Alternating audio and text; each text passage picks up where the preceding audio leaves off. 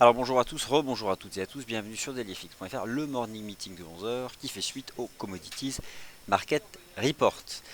Alors Vincent Gann pour vous retrouver ce matin, vous avez sous les yeux l'avertissement sur les risques liés au trading. Trader sur marge comporte un risque élevé, ne peut être recommandé à tout investisseur car cela peut générer des pertes qui dépassent votre capital de trading, surtout quand il y a de l'effet de levier excessif.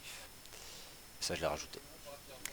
Alors, on va parler du marché d'échange, des indices boursiers, des matières premières aussi, en toute transparence, des paires majeures, des paires mineures, des paires croisées. Pour les paires mineures et les paires croisées, je vous invite à laisser des questions dans la section commentaires parce qu'il y en a trop, donc je ne peux pas couvrir des dizaines et des dizaines de paires de devises, mais uniquement celles qui vous intéressent. Moi, je balayerai les majeures essentiellement. Après, c'est vous qui allez me servir de guide en fonction de vos questions. Je vais reparler de l'euro-dollar, mais je vais d'abord... Puis non, on va commencer par l'euro-dollar, comme ça ce sera fait. Alors l'euro-dollar, je refais un peu la petite histoire de l'euro-dollar. J'ai proposé en début de semaine une stratégie qui a été invalidée. C'était celle-ci. Donc je ne vais pas me cacher, j'avais parlé de la ligne de tendance et d'un niveau de support à 1,12, 1,12,20. Le marché l'a brisé, donc c'est fini, c'est l'échec de cette stratégie proposée lundi. Peut-être même dès vendredi d'ailleurs.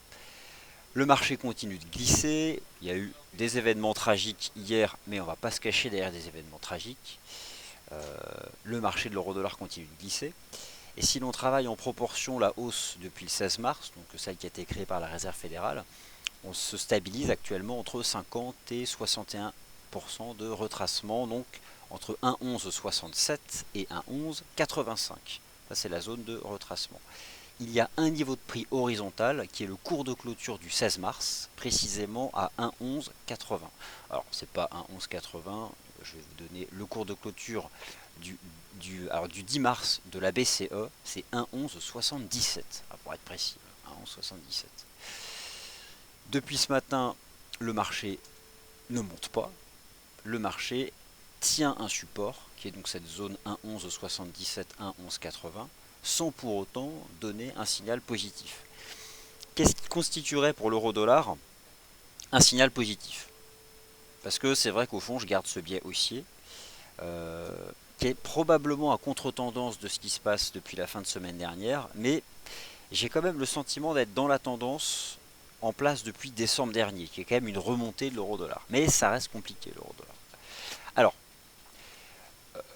généralement, pour valider un support, il faut franchir une résistance. Bon, support-résistance, c'est un peu la base en analyse technique. Quelle serait la résistance à dépasser pour dire que un 11,77, un 11,80, c'est la fin de cette glissade, perturbante d'ailleurs. Je vois deux niveaux, 1,12 et 1,1240. Déjà, si l'euro-dollar pouvait refranchir 1,12 dollars, ce qu'il n'arrive pas à faire, ce serait quelque chose de positif. Mais ça fait quand même plusieurs séances que l'euro-dollar ne casse pas de résistance. Alors, moi, depuis ce matin, je vous parle de ce niveau sur lequel le marché là, se stabilise. Il y a eu un peu de volume d'échange réel, mais rien de transcendantal. Vous voyez un peu là l'histogramme du volume d'échange réel. Il y a eu un peu de volume, donc bon, peut-être que pour certaines personnes, à 11,80, c'est peut-être aussi des personnes qui ont racheté leur position vendeuse, ceux qui ont shorté à 13,50. Peut-être aussi certains pensent que c'est une zone de support, mais il n'y a rien pour l'instant de réellement tangible. Donc, ça reste compliqué. Mon biais, qui est positif, mais que pour l'instant le marché malmène complètement, il serait validé si on franchissait une résistance 1,12 déjà. Réellement, ce serait la fin de la conso si on dépassait les sommets d'hier. Hier, le marché il a travaillé 1,1240 et finalement, c'est pas passé. Bon, écoutez, voilà. Voilà ce que moi j'en pense de cet eurodoll. Après, bon, pour l'instant, depuis le début de la semaine, j'ai plutôt tendance à me tromper sur l'euro-dollar, donc on verra. En tout cas, c'est en zone de support, pas loin, mais honnêtement, je vous invite probablement, avant d'initier quelque chose, d'attendre une cassure de résistance, au moins du 1,12, qu'on repasse 1,12. Mais là, le marché, il veut pas. Depuis ce matin, il ne veut pas. Ok, donc ça, c'est pour l'euro-dollar. Le GBP USD. Alors lui, la livre sterling, ça y est, on est revenu dedans, la monnaie elle est vendue pour tout un tas de raisons fondamentales qui vous ont été expliquées hier, au-delà des chiffres de l'inflation. Le GBP USD, pourquoi est-il sous pression et pourquoi va-t-il baisser davantage? Parce qu'il a piégé les investisseurs le 17 mars en cassant une résistance et en la réintégrant. Ça c'est les meilleurs signaux de trading. Le DAX a fait ça 2 fois ces dernières semaines. Il franchissait 10 000, 30 minutes et il réintégrait. Et derrière il coulait. Il a fait ce matin il a fait quelque chose de différent par contre. Le GBP USD, il a franchi une résistance et il a tout invalidé. Et là il retombe. Honnêtement, franchement, le GBP USD, qui de manière générale reste un taux de change très difficile à trader, je pense là prend la direction du sud. Et je pense que le GBP USD va revenir chercher 1,4050. 1,4050 $, qui est donc le point bas du 16 mars. L'USD Yen se reprend, remonte. Au final, l'USD Yen, ça reste un range 1115, mais je vais le réduire ce range parce que j'ai quand même le sentiment qu'ici, on était sorti par le bas d'un espèce de triangle. Mais ça continue de remonter. En fait, l'USD Yen dans sa remontée me fait penser à l'euro-dollar dans sa descente. C'est-à-dire que l'euro-dollar glisse et l'USD Yen, il y a une espèce d'inertie haussière. L'inertie haussière de l'USD Yen, elle me fait douter autant que la glissade baissière de l'euro-dollar. C'est-à-dire que j'ai le sentiment qu'à tout moment, l'euro-dollar est prêt à mettre une verte et l'USD Yen une rouge. Sauf que là, ça ne vient pas. Et qu'au fond, attendre ça, c'est finalement subir des pertes. Donc je vais arrêter. On va arrêter de s'exposer à quelque chose qui malmène des stratégies de trading. L'USD Yen remonte et pour l'instant ne donne pas de signal de vente, donc on va le laisser remonter jusqu'à ce qu'il donne un signal de vente. Jusqu'où peut-il remonter? Écoutez, je vois le point de décrochage du 16 mars. C'était les 112,73. En fait, on est plus ou moins dans une zone de résistance, mais pour l'instant, l'USDN est dans une zone de résistance, tout comme l'eurodoll est dans une zone de support, mais on peut trouver des résistances quand on veut et des supports quand on veut. Donc pour l'instant, stand-by, autant sur l'USD-Yen que sur l'euro-dollar, même si on voit que ça tient un peu, 1,1177 à 11,80. Je vais quand même mettre la résistance des 1,12. Si on franchissait 1,12, déjà, on aurait un argument en faveur d'un point bas potentiel de l'eurodoll, mais là ce n'est absolument pas le cas. Moi je peux vous proposer cette cartographie chartiste. Alors après, j'imagine qu'un certain nombre de traders ont des positions vendeuses. Alors étant donné que moi je me suis un peu situé à l'opposé de ces positions vendeuses, je vais avoir du mal à vous aiguiller. Mais ce qui est certain, c'est que si vous tenez des ventes euro-dollar, vous êtes dans la tendance depuis quelques séances. Et je pense que là, vous pouvez gérer votre risque en utilisant justement ces résistances à 1,12, 1,1220, 1,1240. Le marché ne doit pas franchir ces niveaux-là. Tant qu'il reste en dessous, vous avez la main. La UD-USD se stabilise, fait un flat. 0,75, 57, c'est le premier support. La UD-USD, il est haussier, il a des perspectives haussiers, mais j'ai deux problèmes avec lui. L'écart aux moyennes mobiles, trop important. Vous avez ici la moyenne mobile à 20 jours. Écart trop important. Le marché revient souvent à la moyenne. Alors soit les moyennes remontent à lui s'il fait un flat, soit il descend vers la moyenne. Autre difficulté que j'ai sur la UD-USD, vous avez le range du RSI entre 50 et 70. C'est un range haussier. Mais le problème, c'est que là, on est à 67-66 et que j'ai l'impression qu'on redescend à 50. Le timing, ça dépend en fait quel type de stratégie vous avez sur la UD-USD. Si c'est du moyen terme pour viser 0,78, bon, le stop est large. Mais pour du court terme, je suis mal à l'aise parce que les moyennes mobiles sont un peu loin. J'aimerais voir un RSI retomber à 50. Et pour l'instant, sur le plan technique, on n'a pas cassé de support. Et le premier support, c'est 0,7557. Et on tient cette ligne de tendance. Donc potentiellement, on peut tenir et repartir. Là, on est sur un premier support, mais qui n'est qu'un support intermédiaire. L'USD CAD, parmi les paires majeures, l'USD CAD remonte, mais de manière très faible. On va regarder tout à l'heure le prix du pétrole. Alors en fait, je vais vous montrer un truc sur l'USD CAD. L'USD CAD, il a cassé sa moyenne mobile à 200 jours. Vous connaissez la corrélation inverse forte entre l'USD CAD et le prix du pétrole. Regardez ce que fait l'US Oil. Vous avez ici la moyenne mobile à 200 jours. Elle est bluffante d'efficacité. C'est elle qui en 2014 a donné le signal de vente à 100 $. C'est elle qui a bloqué les cours en juin 2015, en octobre 2015 et regardez à court terme, on tape MM 200 jours. Dites-vous bien que pour les traders matières premières, en salle de marché, chez les gérants partout, si l'US Oil dépasse sa moyenne mobile à 200 jours, alors là, c'est reparti. On rajoute de la reprise haussière. 45 $ par exemple. Bon. Donc voilà ce qu'on tape. Alors en fait, voilà comment je vais vous aiguiller. L'USD CAD aura fini de rebondir et repartira à la baisse. Le jour où l'US Oil dépassera cette MM 200 jours, ça fait 2 jours qu'on la tape, on est collé en dessous, MM 200, donc jour sur l'USD CAD, sur le pétrole. Quant à l'USD CAD, il donnera un signal de vente technique s'il casse 1,30, 1,30-30. Bon, en gros 1,30 quoi. Si on repasse sous 1,30, je pense que cette fois-ci, on va chercher 1,28-40. Donc, je vais un peu nuancer mon point de vue cette fois-ci, parce que j'ai probablement été un peu trop agressif techniquement parlant en début de semaine sur l'euro-dollar, donc je vais l'assumer. Et sur l'USD CAD, je vais vraiment considérer qu'on peut repartir vers un 28,40, mais si on brise un 30.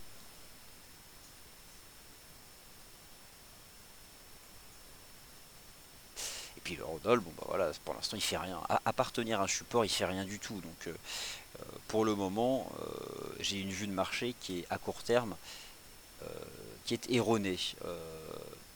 Mais bon, en tout cas j'essaie d'avoir des niveaux de prix qui permettent de paramétrer les choses et de ne pas s'enfermer dans quelque chose, quoi. Dans un biais. Ok. Je vais regarder vos premières questions sur le FX et on va passer aux indices boursiers. Alors Jean-Marie, bonjour. Question sur le GBP USD. Cassure cassure du support à 1,41. Alors là nous sommes à 1,4167. Je pense en effet que le GBP USD va baisser davantage. Plus du fait du GBP que de l'USD d'ailleurs. Donc oui, on est sous l'influence négative du piège haussier du 17 mars. On a tout réintégré, donc le GBP USD est un candidat à la vente et les 1,4250 permettent de gérer le risque.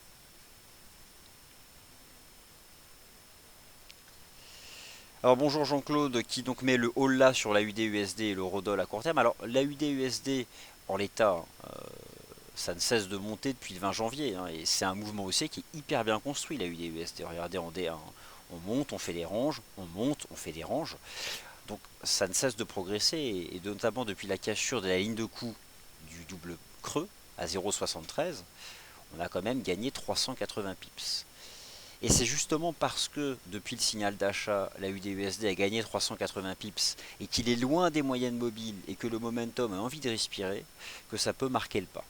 Donc là, UD-USD, j'ai pas d'inquiétude sur le moyen terme. C'est juste qu'à court terme, on a un retour à la moyenne. Quant à l'eurodoll, bon, moi j'assume pleinement l'échec de ma stratégie de lundi. Pour l'instant, la glissade baissière continue et les vendeurs ont la main. Ça, c'est complètement un fait. Alors, je partage un graphique de Jean-Claude, de Brontedi, pardon, sur l'euro-dollar. Vous pouvez cliquer vous-même dessus. Donner 4 heures l'eurodoll, donc on teste le nuage en 4 heures. Intéressant, voilà. Un 11,80 est renforcé par le nuage, ici beaucoup, en 4 heures.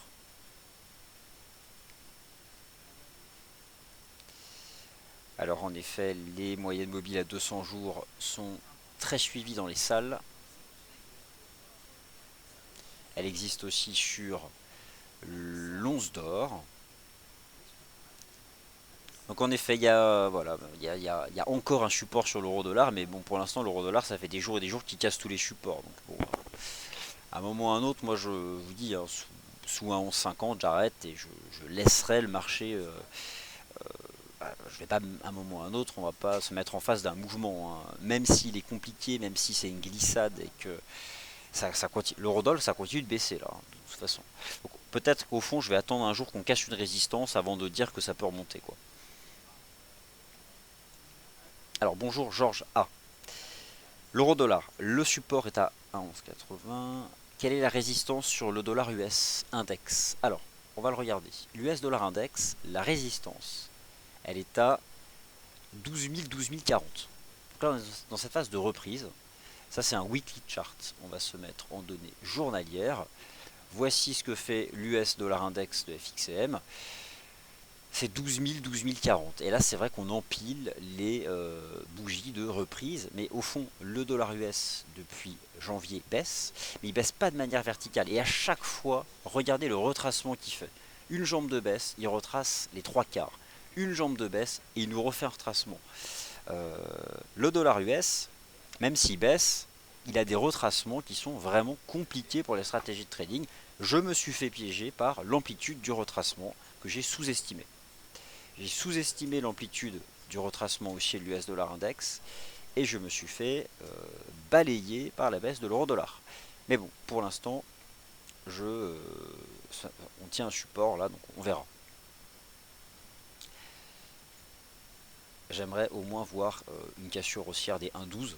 Et là, on va commencer à pouvoir croire que la baisse sera finie, mais bon, bah là, c'est pas le cas, quoi. C'est pas le cas.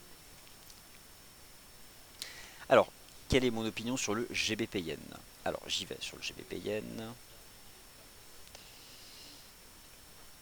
Le GBP Yen. Et ensuite, on va changer de classe d'actifs.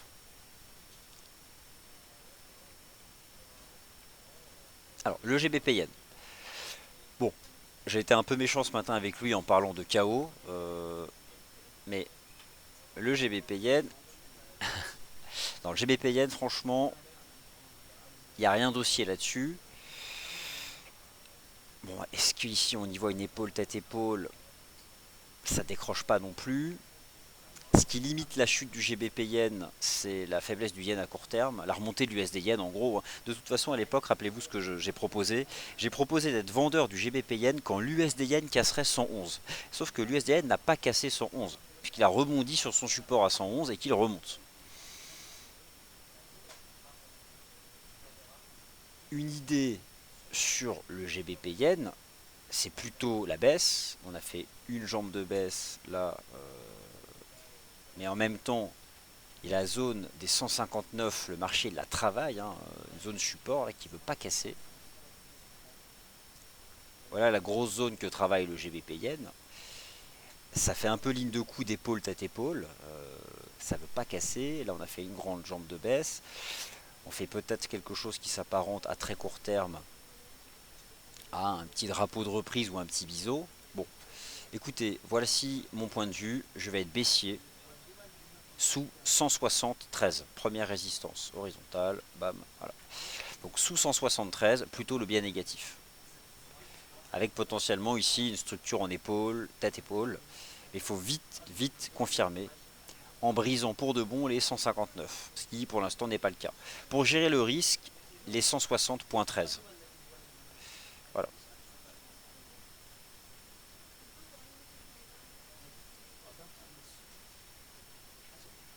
Alors, Géraldo, euro-dollar, il y a un double sommet en données journalières.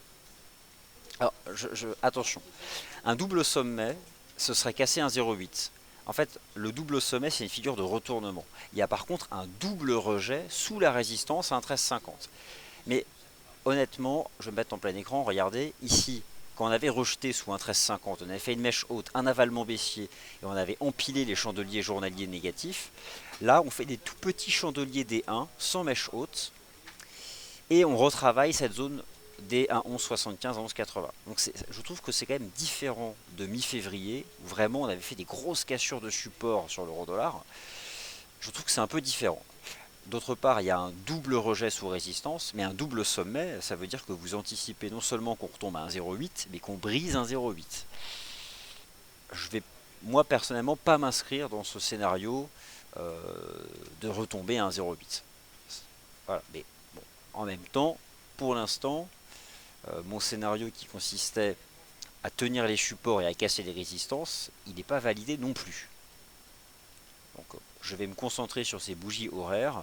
Et depuis ce matin, elles sont au nombre de 4. Hein, je compte les bougies horaires. Ça fait 4 heures qu'on travaille une zone de support. Mais on ne franchit pas de résistance pour autant. Alors on va parler des indices européens dans un instant, qui sont de toute façon très faibles et qui ont à peine profité de la hausse de Wall Street, ça c'est sûr. Le NZD-USD, lui, a l'avantage d'être limpide sur le plan technique. C'est le range trading parfait, le plus limpide d'entre tous, le rectangle. 0,6560, 0,69. Bon, on a rejeté sous 0,69, on retombe à 0,6560.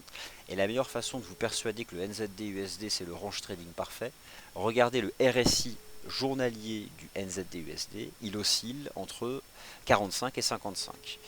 Et donc il oscille autour de 50, la zone qui met en équilibre sur la période concernée les variations positives et les variations négatives. Et généralement lorsqu'un marché est dans un range et ne casse pas de résistance ou ne casse pas de support, c'est justement parce que les variations positives et négatives sont d'égale force. Donc c'est du range. Et là bon, on est parti pour retomber à 0,66 quoi.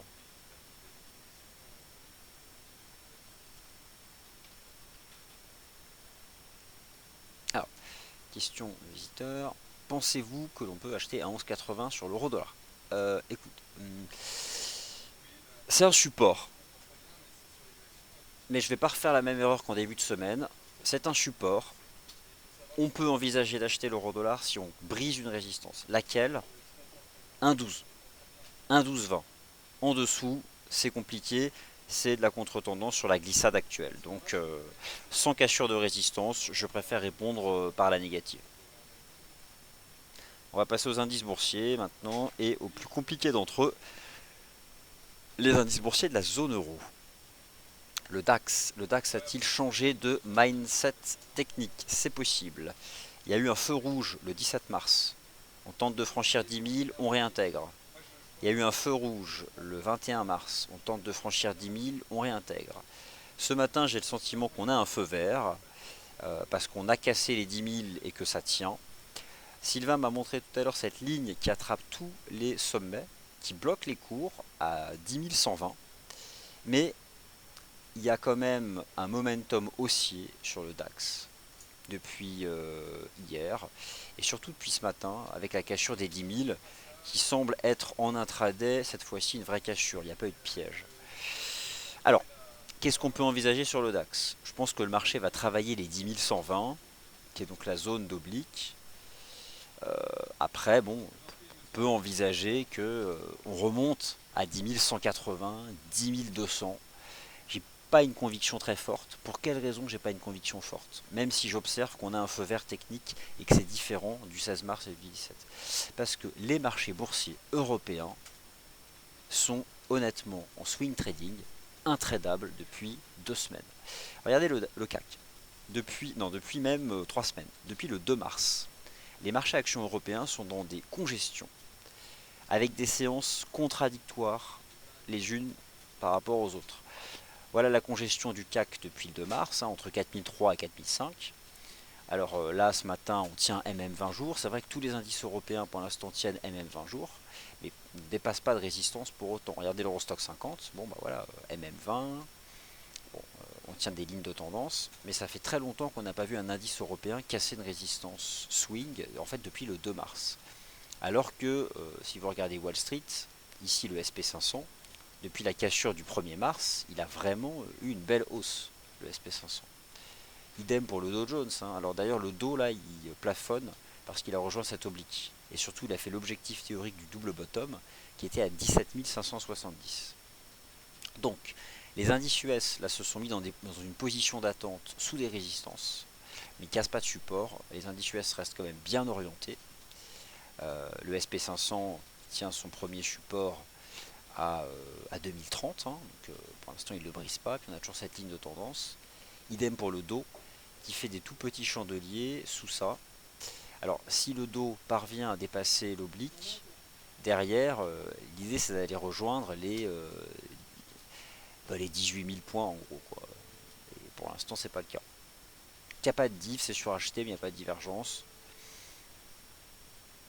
On fait des petits ranges. Je vais la surveiller cette oblique sur le Dow Jones. Alors vous pouvez tracer la même, tracez-la proprement en utilisant le ajouter une ligne plus haut plus bas. Vous attrapez le sommet journalier du 4 novembre et le sommet journalier du 2 décembre. Et regardez, on est vraiment en dessous. Mais on fait un flat, donc pas de rejet. Donc plus on fait un flat, plus la tendance sous-jacente qui est bullish haussière depuis le 11 février est susceptible d'agir et derrière de voir le marché repartir. Le problème des indices européens, c'est que Wall Street a quand même bien monté et que l'Europe, eh ben, elle n'a pas profité. Elle en a profité, on va dire, pour se stabiliser. Alors autant vous dire que si Wall Street n'avait pas monté, les indices européens seraient déjà au sud. Pour l'instant, il faut une congestion latérale hyper difficile pour les stratégies swing.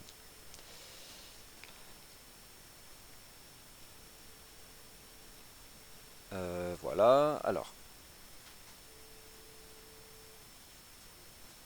Donc, Jean-Claude, donc l'US dollar index a en effet tout un tas de résistances. En fait, on sera vite fixé pour l'US dollar index. Celui du FXM, vous pouvez l'utiliser un peu comme guide pour la partie USD des paires majeures. 12 000, 12 040, c'est la résistance. À la base, c'est un support, ça a été cassé avec la Fed. Donc, tant que l'USD reste en dessous, c'est la Fed et son approche plus accommodante qui agit. C'est susceptible de réagir à la baisse. Bon, cette semaine, on attend surtout les commandes de biens durables aux États-Unis. Je pense que ce sera la statistique la plus forte pour influencer le dollar US. Voilà.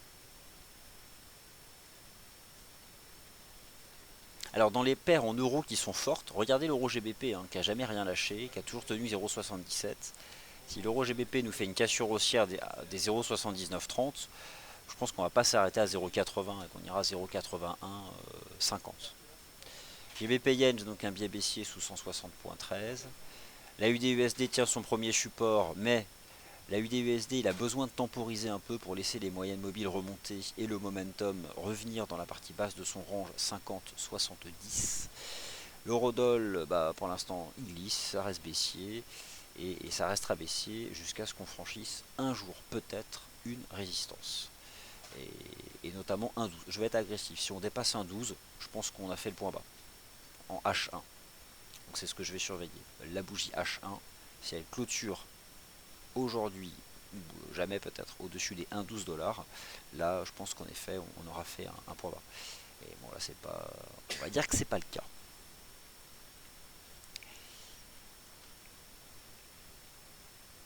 Alors, bah écoutez, je vois pas d'autres questions. Je regarde GBP Yen, on en a parlé. Je reprends les questions. Ah, Euro Yen. Alors j'ai zappé l'Euro Yen. Je vais parler de l'Euro Yen. L'Euro Yen, il est là.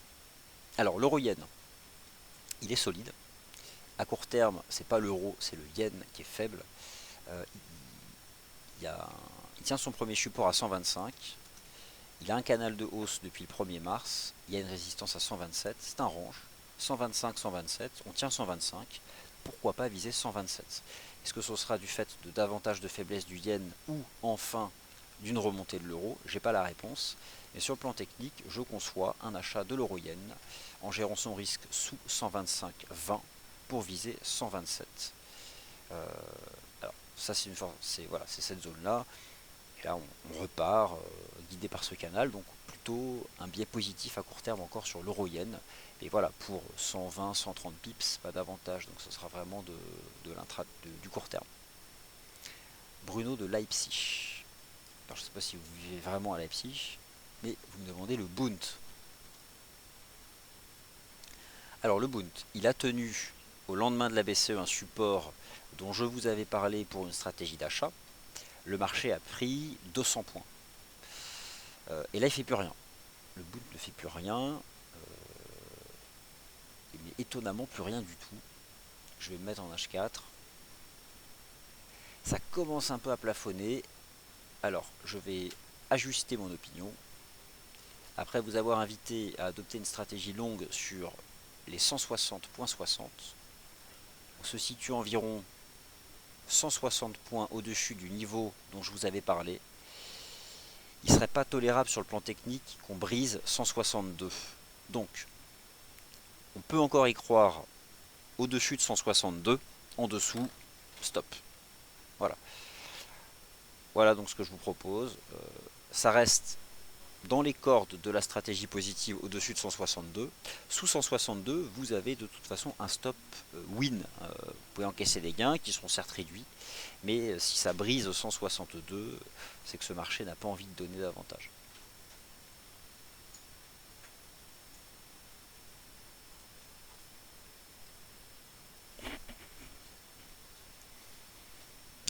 là je zoome un peu sur les chandeliers H1 de l'eurodoll.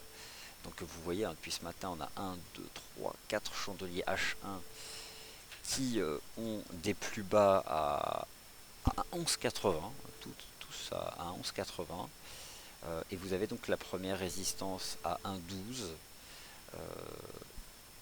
Valider un support, c'est d'une part le tenir et c'est surtout derrière franchir une résistance. Donc je vais vraiment surveiller, c'est un range de 20 points, 1,11,80, 1,12. Le marché va en sortir probablement aujourd'hui. En dessous, c'est la tendance baissière qui se poursuit, cette glissade. Au-dessus des 1,12, c'est l'euro qui retrouve de la force, comme il en témoigne depuis finalement début décembre. Avec le recul des charts, la meilleure illustration en est l'euro GBP, qui est très solide depuis décembre.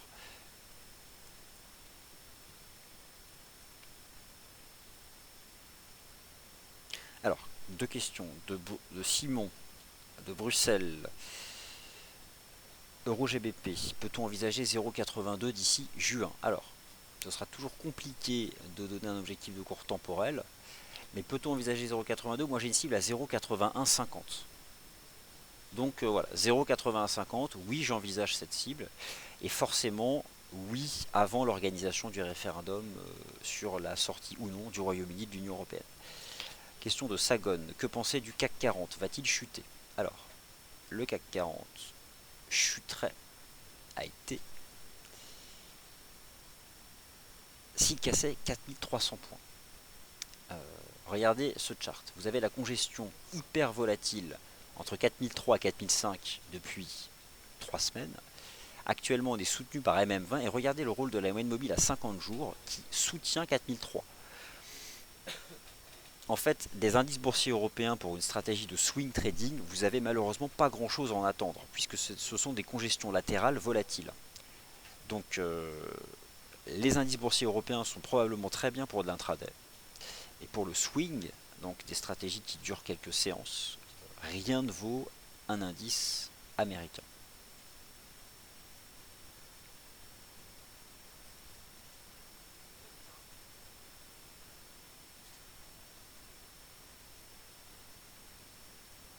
Oui, on a un léger redémarrage du volume, mais c'est franchement pas grand chose sur l'euro dollar.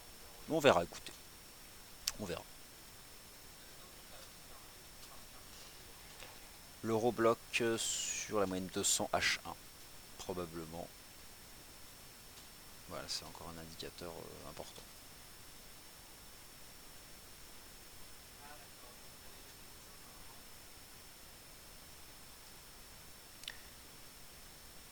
Ok. Bon, bah, écoutez. Ok, bah écoutez, j'ai répondu à l'ensemble de vos questions. J'en vois pas davantage. Merci de m'en avoir posé, merci de m'avoir participé. On va continuer de faire le suivi de tous ces marchés qui sont pas assez compliqués. La prochaine émission, c'est avec Sylvain à 13h. Il va revenir sur toutes ces stratégies, notamment le DAX, qu'il couvre bien en intraday. Moi, je vous retrouve à l'ouverture de la session US à 15h15. On reparlera de tous ces marchés en toute transparence, sans tricherie et surtout en assumant les échecs, tout comme les succès. C'est quand même un peu un échec sur l'eurodoll depuis le début de la semaine, mais bon, on va aller jusqu'au bout des convictions. Ok, merci à tous et à tout à l'heure.